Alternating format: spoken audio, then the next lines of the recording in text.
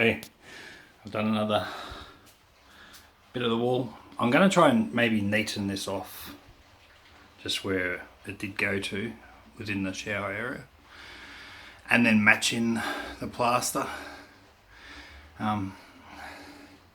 It's a work in progress for sure. There's a lot of debris and old plaster to throw into the trailer, but good result so far. You can see how the piping goes all around there. So these pipes most likely will probably go into the vanity as well, and then probably head out somewhere that way. But now I've just got to get the vacuum out and just neaten up all what's behind the wall.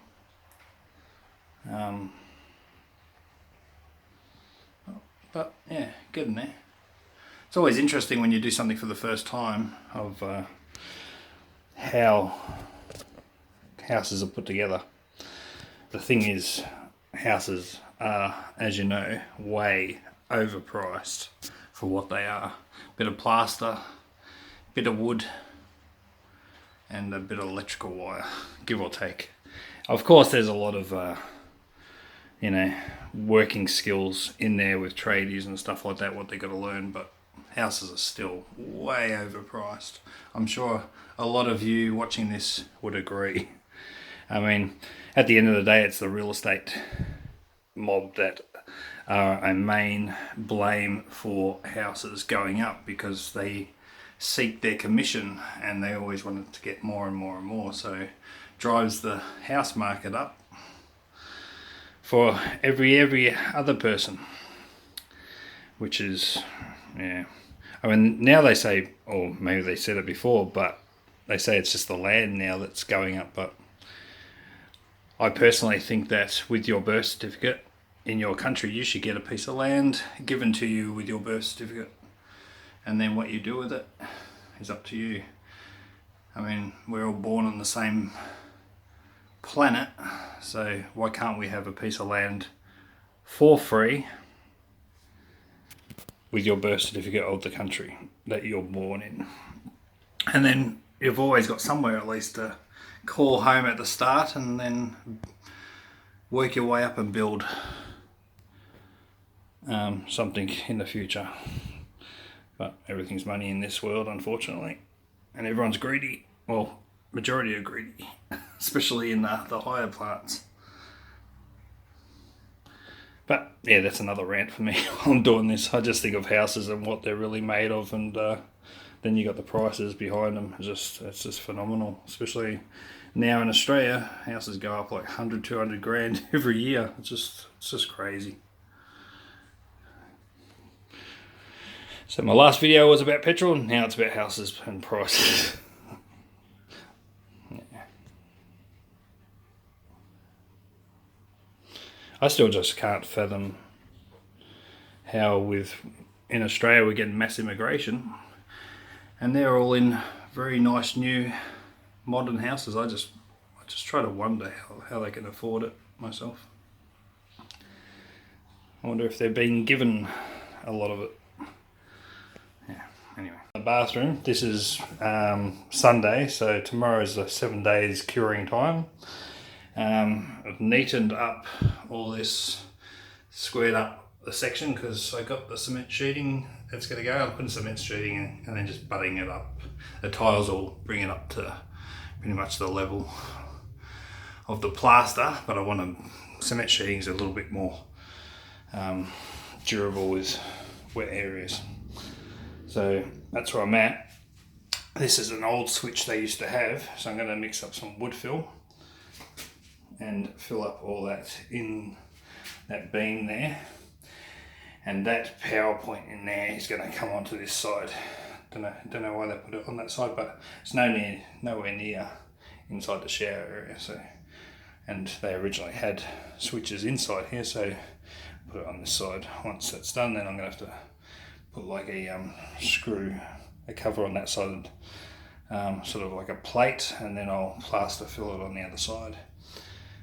Put these taps on. They got a bit dusty, but hot and cold, And yeah, so that's where I'm at the moment. Okay, so what I'm going to also do with this pipe, because it was screwed underneath on both sides and then tightened, then I slipped this over the top. I've bought a tool, I'll show you that later, that can cut these pipes internally. So I'm going to cut it down so it's got about that much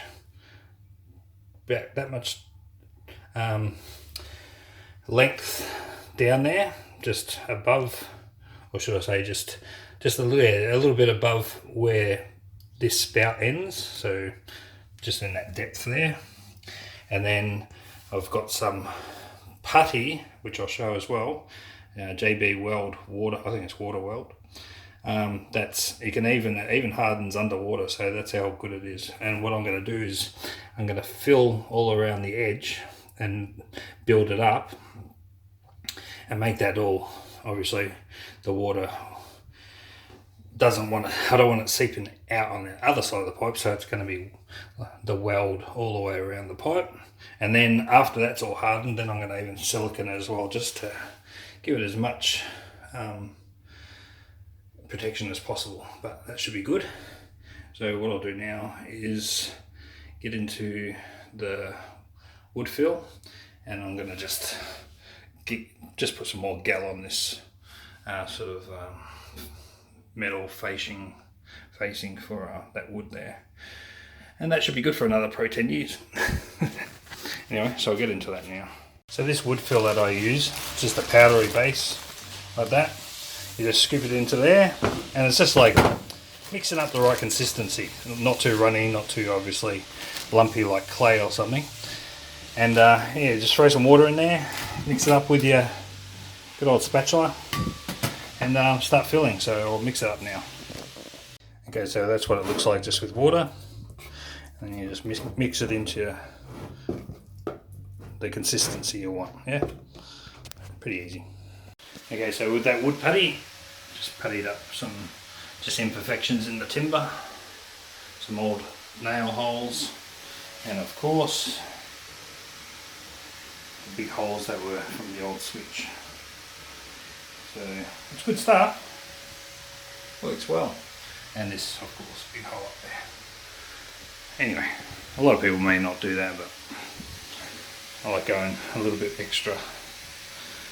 Might help the timber just in its long run, have a bit longer life, rather than have holes and gashes through it, where bugs can get into anyway. Alright, that's done for now. So now I've got to measure up the cement sheeting. Oh, I gelled all of that. Just re-gelled the whole thing. Alright, next, time for cutting. Okay, so this is the cement sheeting I'm cutting. I've already ruled it. So I'm going to cut that now. As I made this one 1500 by 880. So that's 880, not 8 meters and 80. But yeah, this is what we're going to cut first for the non-tap wall. Okay, so all cut, and I'm going to take it inside and just check it. Okay, another addition to this shower is a niche. This is a 90mm. The full details is 365mm width, 320mm length, 90mm height. But yeah, this is perfect for the inset of the wall. I think another reason why this is a good idea is it stops you having to have the racks that hang under the actual shower head and stuff like that with all your stuff. This looks pretty good. Right. So that's what we're going to be doing. Okay, got the first bit of cement sheeting. You got to butt it up to these niches, and then put the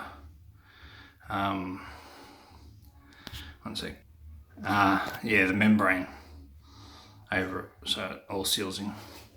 But that's so far. So I put another small noggin there, screwed it in edgeways, and I'm just going to square off with the cement sheeting, so it's just like so square, and then I can start with a nice fresh one going all the way down. And yeah, so it's going to be an extra join there, a join there, and then I'm going to try and piece as much as I can going towards the actual base. Okay, so this is what I was talking about, just doing square piecing together. So you can easily put the membrane over your gap, like the in between gaps.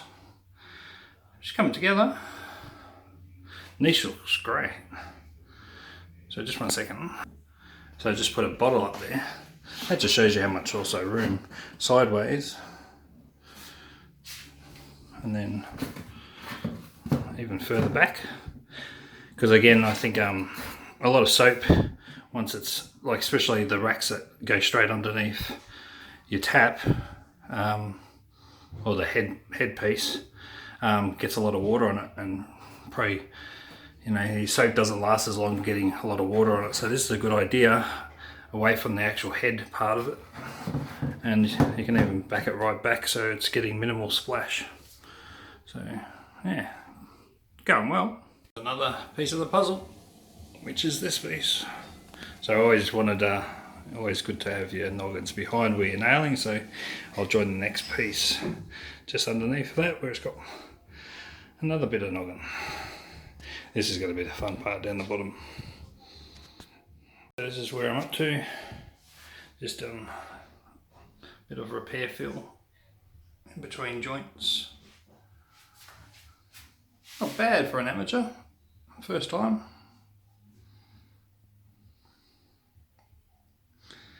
And got the switches on this side instead of the other side.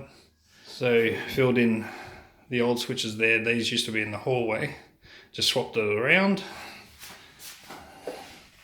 and started to fill in where it was. And then I did a backing plate on the other side of it just for the filler to go in. But definitely getting there. So these are the other things that occupy your life, and you think, oh, you can't just do always like cars and all that sort of stuff. You got to do other things that are part of your life as well, so why not add it to the collection?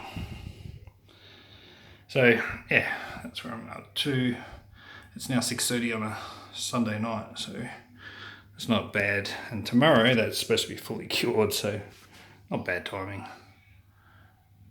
with what's been done.